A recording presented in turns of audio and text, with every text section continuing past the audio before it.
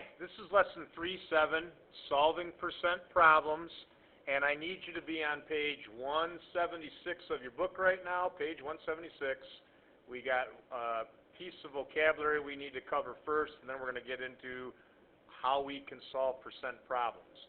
The first thing, vocabulary, we got to know what the word percent means.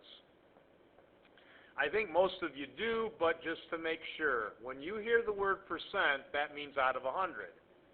So when you hear that you got a 90% on your test, that's like saying you had 90 out of 100 correct. Or if there's a 20% chance of rain today, that means there's a 20 in 100 chance you're going to get rain. So that's the first thing. We got to know what the word percent is in order to get things done today. You're going to learn to solve percent problems by two methods: using a proportion and by writing an equation and solving. You need to know both methods. Look at page number 179. Turn to that page now and look at questions numbers 3 to 8. Do you notice the directions are telling you to use a proportion? It doesn't say do whatever you want. It says use a proportion to solve the problem. If I give you a quiz or test question like that, I expect you to use a proportion. If you're just cobbling up something, I might give you credit for the answer, but I'm not giving you credit for the work. Look at numbers 9 to 18. Look at the directions. They're right here. We want to write, and maybe I should write this in, we want to write a percent equation and solve. Same thing. If you're getting the answer right, but you're not writing a percent equation and solving, I'm not giving you full credit for it. So we're going to learn both these methods in the video right now. The first method we're going to learn is the proportion method. Okay, we're going to learn how to use a proportion. Very easy method. So we're going to use the proportion method here. And let's do number 3 together. What percent of 75 is 27? So here's the first thing. Let me underline this. What percent? Now remember, percent means out of 100. There's some unknown amount out of 100. So let's write that. I have an unknown amount out of 100. That's what percent means in a proportion. Now, here's the hard part, or at least it was hard. It's going to be easy today. When I was your age, I always struggled with these because I didn't know. Should I put the 75 on top and the 27 on the bottom? Or should I do it the other way? And here's another thing. The small number does not always go on top. I can show you questions today in the homework where that would not be the case. Okay, so we can't just say small number goes on top. So how do I know what goes on top, what goes on the bottom? Here's an easy way to remember, and I would definitely put this in your notes. The word is goes on top. Is the number that should belong on the top of the ratio. The word of should go on the bottom of the ratio. Do you see how it says, let me take a different color here, of 75? That means 75 should be on the bottom of my ratio.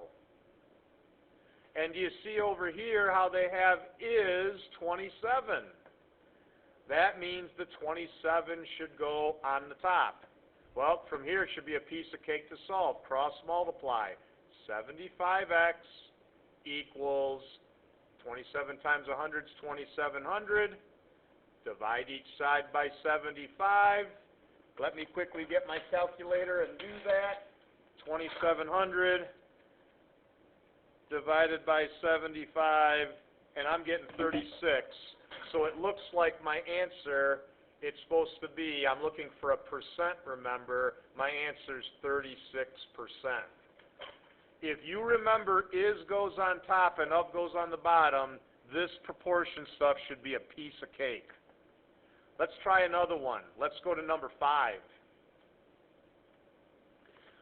What number is 35% of 80? Let's start with the 35%. Doesn't that mean 35 out of 100.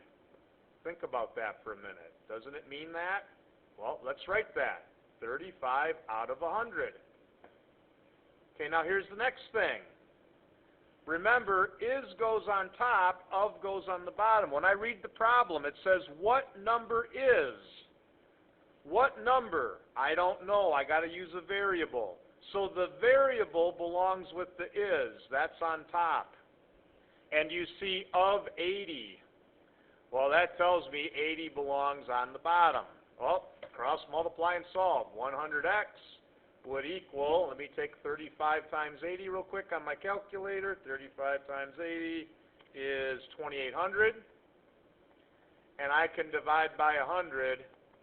And I just found out that my unknown number, the question was, it said what number? So we don't want a percent here. It's what number. My unknown number was 28. So 28 out of 80 would be a 35%. Okay? Let's move on now to the second method. Remember, there was another method we had to learn. It was right here. It was the percent equation method. Let's learn how to use that now. Okay? Easy method to learn. Okay, so a percent, let me write down on the top here. We're going to use a percent equation. This is another easy method. Okay, so here's how this method works. What percent? I don't know. I'll use x. It's an unknown amount. Think about the word of. You learned the word of in Chapter 2. In Chapter 2, you learned that when we have percent problems, of means times. So I'm going to put times. 80 is. The word is means equals in an equation 56. Look what I wrote. X times 80 equals 56. That means we have 80x equals 56. Well, heck, that's easy to solve. Divide each side by 80, you get 0.7. Now, there's a little note I got to make here regarding the percent equation methods, because 0.7 isn't the answer to the problem. Did you hear me? It's not the answer. When you use the percent equation method, maybe I'll write that down. When you use this method, you must move your decimal either at the beginning or ending of the problem. So you must move the decimal either at the beginning or end, you gotta spell that right, or end of the problem. Okay, in this problem, I'm going to have to move it at the end. I want a percent. The decimal 0.7 means, remember, to change a decimal to a percent, you have to move the decimal 2 to the right. That means the answer is 70%. In this problem, we had to move our decimal at the end of the problem. So that's an important thing to remember or note. When you use this method, you're going to have to move your decimal somewhere in the problem, either at the beginning or at the end. Let's do another example of the percent equation method. Let's do problem number 15. Okay, so 15 says 7 is 28% of what number? Okay, so I'm going to do the same thing. You don't have to write this when you do your homework. I'm just writing it so you can see it for notes. So 7 is means equals. Now, 28%, I'm going to do this in red. It would be wrong if you just put 28 here. Remember on my last slide, either at the beginning or end of the problem, we have to move our decimal. Well, in this problem, I need 28% written as a decimal. So to change 28% into a decimal, I have to take my decimal and move it 2 to the left. Now remember, in the last problem, we moved our decimal 2 right at the end. So here, to change the percent back to a decimal, I got to move it 2 left. So I want to put a 0.28. So I move my decimal Of means times what number, that would be an unknown. Can you see the equation as 7 equals 0.28x? All you have to do is divide by 0.28, and let me put that in my calculator. 7 divided by 0.28, I'm getting 25. I just answered the question. The number that I'm looking for, what number? It's 25. So 7 is 28% of 25. In other words, if you had 7 out of 25 on a quiz, that's getting you a 28% is what that means. Okay? We're going to do one more quick one, and I'm going to stop. Go to numbers 22 to 25. It says, answer the question when n is 25. Now, they didn't tell you what method to use. We can use either method. So I tell you what, for this one, for number 22, I'm going to use the proportion method. I could have used either one. What percent? Well, heck, I don't know, so that means x out of 100. Of 140, of is on the bottom, so I got to put the 140 here. Is goes on top, so the n plus 94 goes on top. Now remember in the directions above, they told us n equals 25. So I got to put a 25 in here. So let's rewrite this. I got x over 100 equals 25 plus 94 over 140. Okay, let's simplify. X over 100 would equal 25 plus 94. I'm putting it in my calculator. That's 119 over 140. All I have to do is cross multiply and solve. So 140x would equal 119 times 100 is 11,900.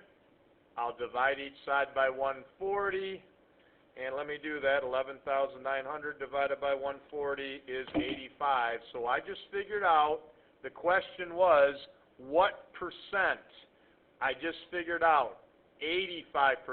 So the number 119 is 85% of 140. That's where the video is going to end. If we have other questions, we can ask in class tomorrow.